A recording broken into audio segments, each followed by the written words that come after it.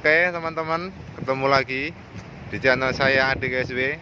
Kali ini saya akan membagi tentang ide atau usaha yang cukup menjanjikan ya. Tentunya di bidang pertambakan, tentunya udang fanami. Di sini langsung kita ketemu sama yang sudah cukup berpengalaman. Mas siapa ini? Uni, oke. Dari mana Mas Uni? Saya dari Kalimantan Barat. Oh, Mas Uni ini dari Kalimantan Barat, tapi sekarang posisinya di Purworejo, Jawa Tengah. Desanya tentu saja di pantai Jatikontal, ini dekat pantai, cuma beberapa meter dari pantai. Usaha ini cukup menjanjikan tidak Mas untuk dijalankan? Ya, kalau untuk bagian usaha, kalau untuk cari keuntungan besar ya memang.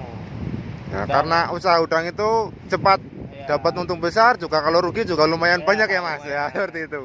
Saya juga pernah menjalaninya selama 2 tahun ini juga ya lumayan lah buat menyambung hidup tentunya di sini. Kalau Mas Uni sekarang punya berapa petak di sini Mas? Saya punya 5 petak. 5 petak. Per petak ini ukuran berapa meter kira-kira Mas? Satu petak 1400 meter persegi. Ini harus atau maksimal ditabur bibit berapa Mas? Maksimal biar pertumbuhan udang itu bisa ya size 40 lah, 40 50 itu yang enggak hitung luas kolam aja sih Mas. Sebenarnya kita kayak incir juga harus diperhitungkan. Dan kalau untuk taburan, kalau untuk maksimal ini ya bisa sampai 500.000 juga mampu. Cuma ya kincirnya harus maksimal juga ya. Nah kalau di sini kan kita lihat 2 titik, kayaknya 2 titik kincir Mas. Itu mampu untuk memberi oksigen untuk berapa ribu atau berapa puluh ribu udang. Tentunya kalau hanya untuk 2 titik, contohnya yang ini, kolam ini aja. Untuk saat ini saya taburan 120.000. Oh, 100 ribuan. Yang ini aja? Ya, ini 120 ribuan. Ini rata-rata saya 120 ribuan. Terus ya kalau untuk kincirnya memang hitung nggak cukup. Cuma nanti kita akalin dengan parsial. Nah, ya. Itu parsial itu di umur berapa Mas? Atau apa kita lihat besar kecilnya udang? Target sih Mas, kalau target kita itu umur 49 hari atau 50 harian itu udah pecah size itu. Jadi yang dimaksud pecah size itu 100 ya? 100. Oh, yang dimaksud 100 di sini yaitu 1 kilonya itu isi 100 udang ya, seperti itu ya Mas ya. Biasanya kita parsial atau di size 80 sih biasanya, di umur 60 hari biasanya kita parsial tuh.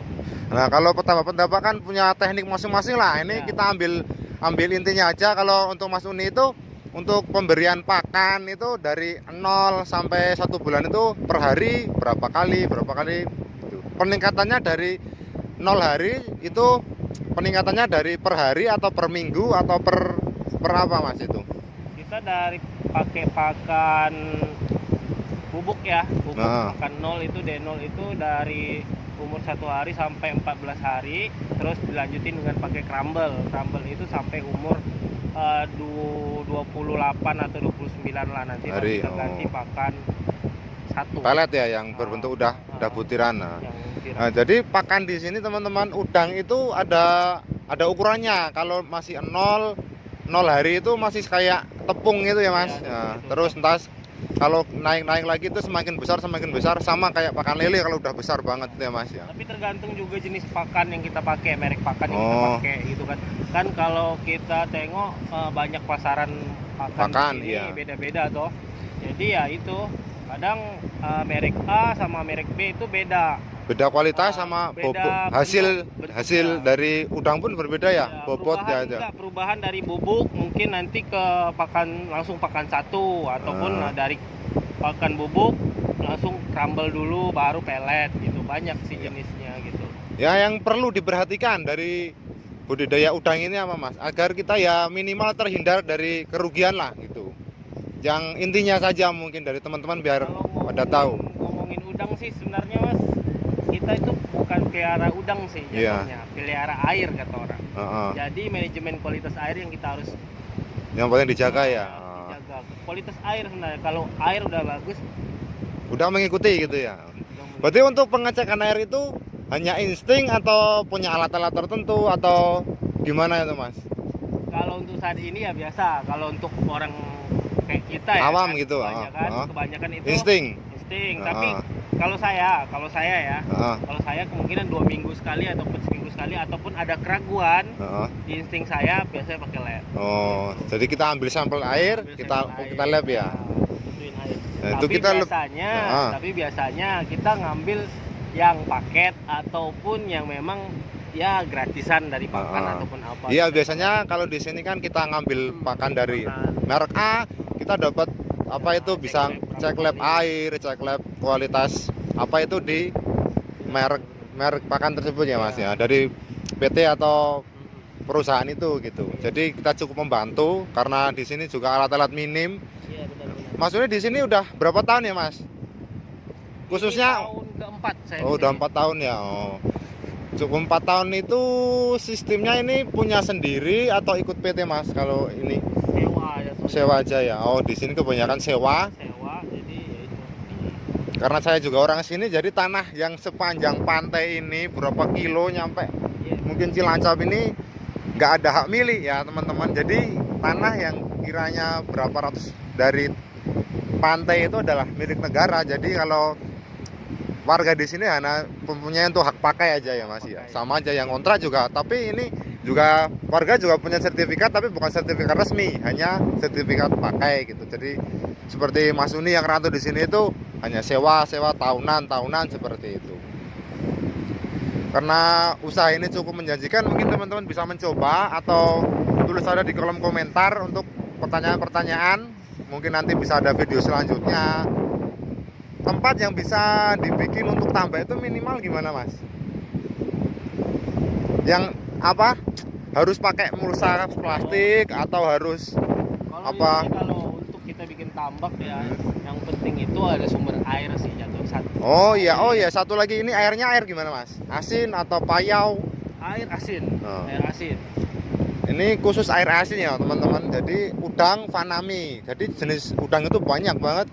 Ini yang dipakai di sini yang dikembangkan adalah udang Fanami, khususnya di air asin.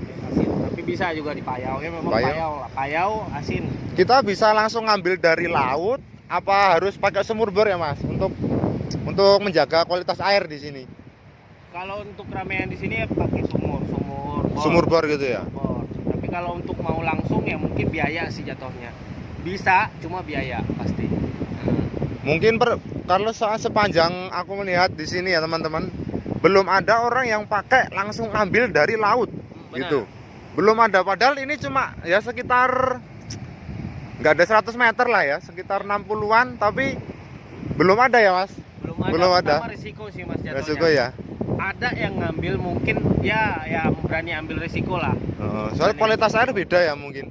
Mas ini pernah nge-lab belum? Kalau kualitas air yang langsung dari pantai ini di lab gitu kualitasnya sama air bor pernah belum membandingkan gitu? Kalau untuk laut langsung belum ya? Tapi pernah dengar kalau ada memang cek lab kita di air laut kita ini ada yang gitu. Mungkin salinitasnya beda sama yang di sumur bor itu ya. Sumur bor itu. Jadi salinitasnya mungkin lebih tinggi. Tapi kalau orang yang biasa ngambil dari laut, kalau nggak salah saya ada satu orang yang pernah saya lihat di sana di daerah Wero, Paga, ada yang ngambil langsung dari laut ya. Cuma ya itu risiko mereka biasanya kehilangan mesin, pipa yang kehilangan karena ombak di sini lumayan kencang kan. Kalau kita seandainya daerah geografis kita ini laut tenang, mungkin ada bisa ya. Mungkin ngambil dari laut langsung. Karena kita juga di sini pasti ada kontaminan semua nih. Iya. Resapan semua pasti ada kontaminan semua. Kan ada juga Mas teman-teman itu yang ya teman-teman juga tanya, Mas kalau banyak semua tambak itu kalau satu kena penyakit sampingnya kena. Tapi kalau tambaknya itu cuma sendiri atau berdua itu lebih aman gitu. Ada nggak? Itu apa hanya mitos atau rezeki aja itu Mas? Soalnya banyak juga yang seperti itu. Wah tambak saya ini kemarin bagus sampingnya kena apa tuh, wah kena gitu loh Mas. Benar. Tapi kalau sejauh ini ya dari saya ya, menurut saya kalau dempet itu ya gimana lagi, memang kondisi kita saat ini dempet. Kalau memang ya bagus tambak tersendiri itu bagus karena nggak rentan kontaminasi sama dari samping-sampingnya ya.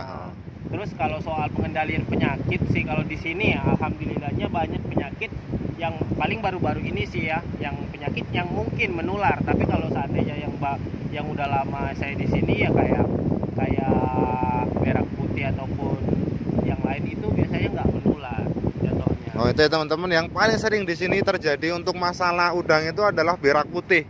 Berak putih itu ya seperti kawat itu tapi kecil-kecil tuh putih, itu udang berarti terkena penyakit itu ya Mas ya.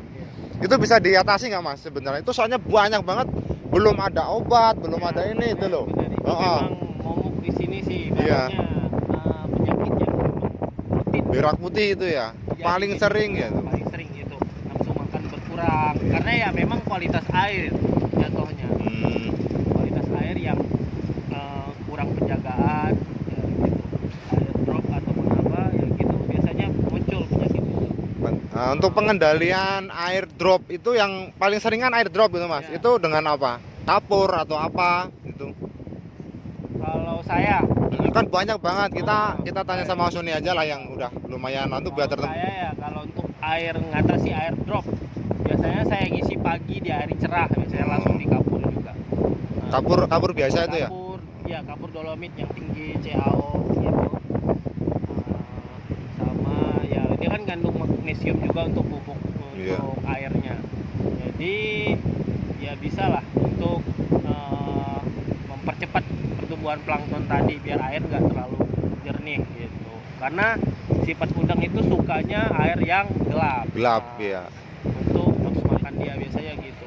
Sifatnya agak pemalu biasanya kalau makan di tempat terang. Ya ini ya, terima kasih teman-teman.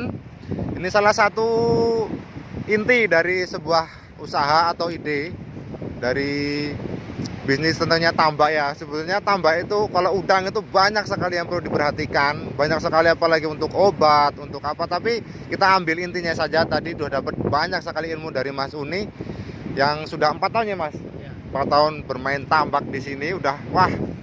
Kalau 4 tahun itu sepertinya udah puas itulah, untuk rugi dan untung itu udah ini berpengalaman mungkin ya.